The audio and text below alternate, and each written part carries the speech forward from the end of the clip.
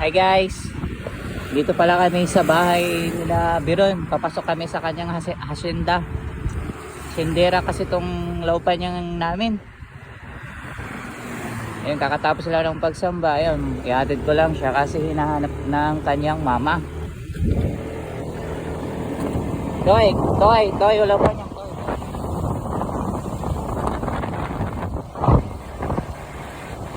Totoo yung sinasabi nila ng mga matatanda na kung saan yung liblib na lugar, doon nagtatago yung mga magaganda.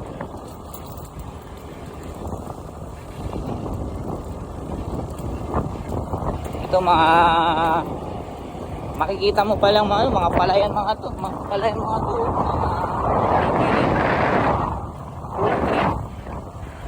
ito, maisan.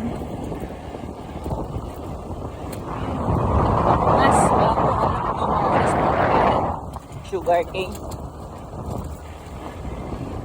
tubo. Oh. Ayan. Papasok, dito na tayo sa hacienda. Ayan yan kasi hacienda niya yan. Meron pa dun sa bandang likod, mga kabayan. Oh. May-ari niya mga yan.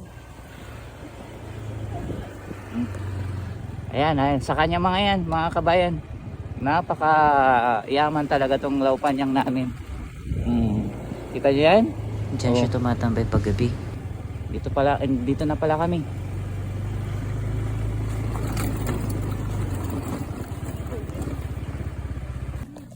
Hi.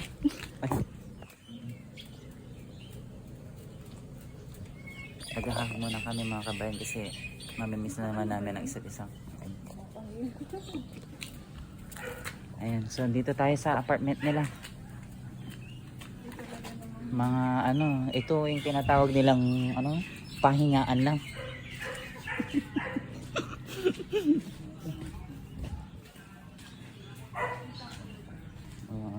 Ayan, dito sila.